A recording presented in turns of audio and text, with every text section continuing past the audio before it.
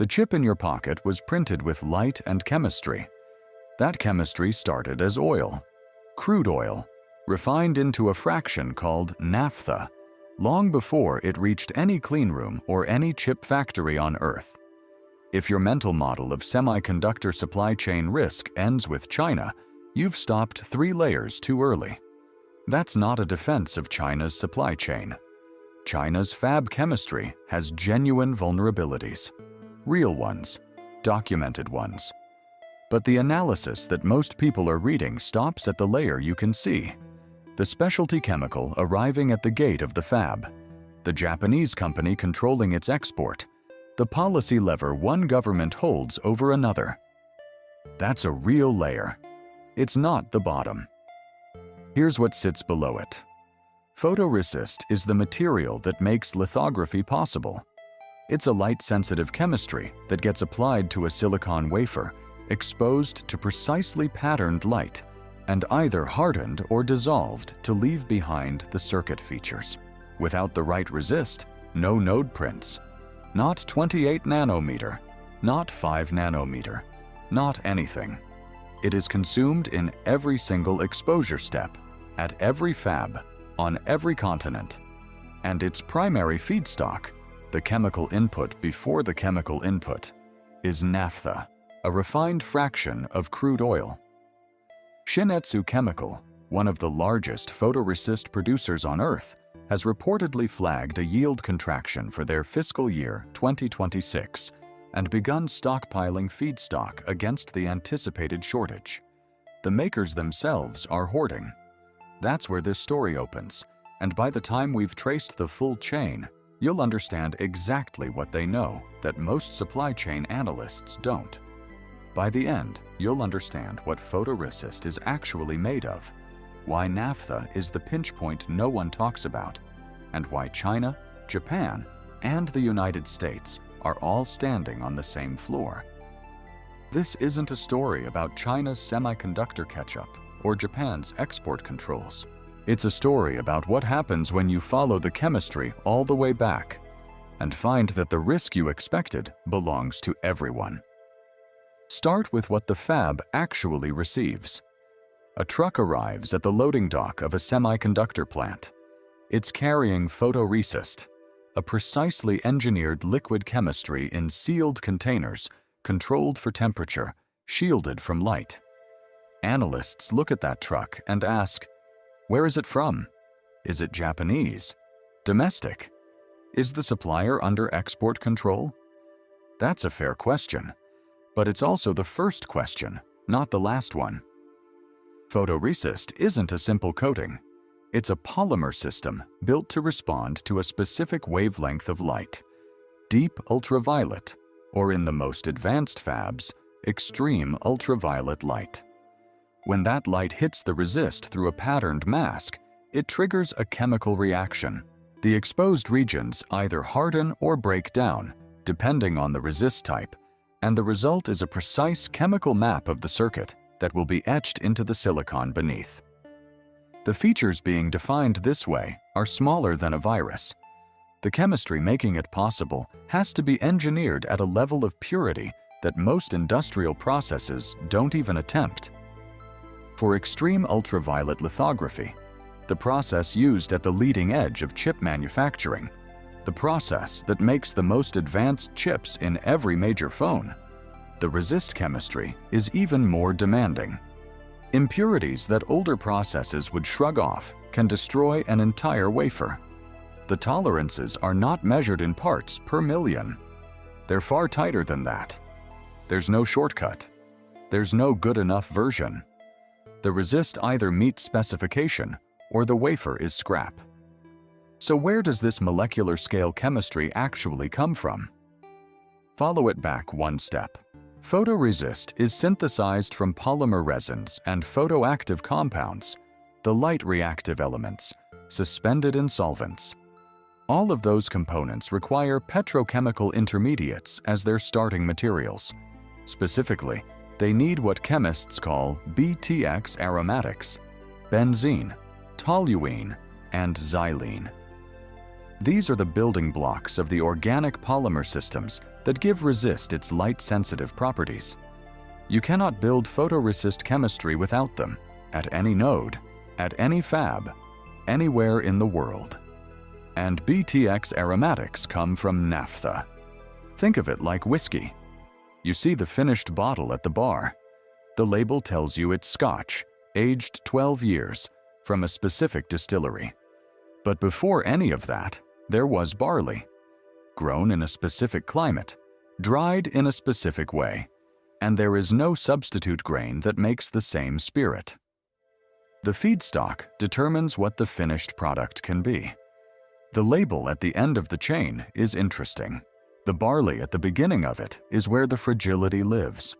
Reported figures suggest that the photoresist feedstock chain draws more than 40% of its naphtha from Middle Eastern sources. That figure comes from industry reporting rather than an independently confirmed study, so treat it as a directional signal rather than a precise measurement. But directional signals from inside an industry, this specialized carry weight. What it describes is not a casual geographic coincidence. It reflects decades of refinery infrastructure, feedstock chemistry matching, and supply relationships built because the naphtha from particular refining regions has the right composition for the organic chemistry that follows. Switching is possible at the margins. Structurally rerouting 40+% of feedstock supply is not a fast operation. The companies doing this synthesis, Shin-Etsu, Tokyo Ohka Kogyo, JSR, Merck KGaA, are some of the most sophisticated chemical manufacturers on Earth. They are the companies the semiconductor industry depends on for the resist chemistry that makes every node possible. And they all trace back to the same upstream input. Now go one level deeper. Naphtha is not manufactured, it is extracted. It is a light hydrocarbon fraction that comes out of crude oil distillation, separated from the barrel by boiling point, collected, and then processed into the petrochemical feedstocks that the chemical industry runs on. You cannot make naphtha without crude. There is no bio-based or fully synthetic alternative to crude-derived naphtha that currently operates at commercial scale, at the purity levels, and at the volumes that resist synthesis requires. Research into alternatives exists. The work is real. But lab scale and fab ready are very different things, and right now, no such alternative has crossed that threshold. Every road in the city crosses one bridge. It doesn't matter if you're driving a Japanese car, a Chinese electric vehicle, or an American truck. You cross the same bridge. The bridge is crude oil. This is the dead end in the map. China's domestic photoresist producers, who have made partial progress developing resist chemistry for mature nodes, trace their feedstocks through the same petrochemical chain. The specific naphtha sourcing for Chinese domestic resist producers isn't publicly confirmed at the detail level that would let you say exactly which refinery feeds which plant. That data isn't available. But the chemistry isn't negotiable. If you're synthesizing photoresist, you're starting from crude-derived petrochemical intermediates. That's not a Chinese fact or a Japanese fact. It's just organic chemistry. So when you hear that Japan controls the choke point in semiconductor chemicals, which is true at the layer of the specialty chemical, and when you hear that China is the dependency risk in the supply chain, which is also true at certain layers, both of those framings are missing the floor. The floor is a barrel of crude oil sitting in a refinery somewhere between the Persian Gulf and a Japanese port. No government controls that floor. No export control regime covers it. And almost no supply chain risk analysis has traced down to it. Which brings us back to Shin-Etsu. Shin-Etsu Chemical is among the largest photoresist producers in the world. As a company, they sit exactly at the intersection of the feedstock chain we've been tracing and the fabs that depend on their output.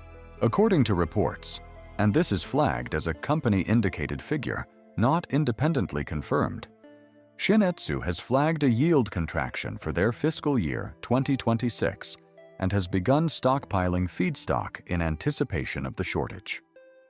When the world's best baker starts buying twice the flour they usually need, it doesn't mean bread is running out tomorrow. It means they know something about the wheat harvest that you don't.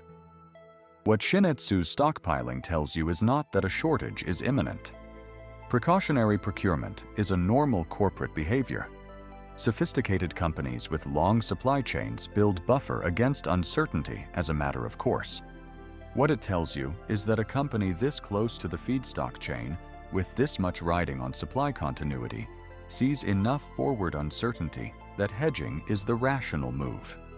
That's different from panic. It's also different from nothing. The limitation here is real. The FY 2026 yield contraction is reported, not confirmed by an independent source. The stockpiling is reported, not independently verified. Those hedges matter. But signals from companies this large, this close to the supply chain, and this far upstream from the end product don't usually appear without some underlying cause. The question is what that cause is, and whether the frameworks being used to track semiconductor supply chain risk are even capable of seeing it. That's where this gets genuinely uncomfortable. The dominant geopolitical semiconductor risk narrative exists in two versions. In version 1, China is the dependency risk. Its fabs rely on foreign chemicals and equipment, and Western controls can restrict that flow. That's true at the layer it describes.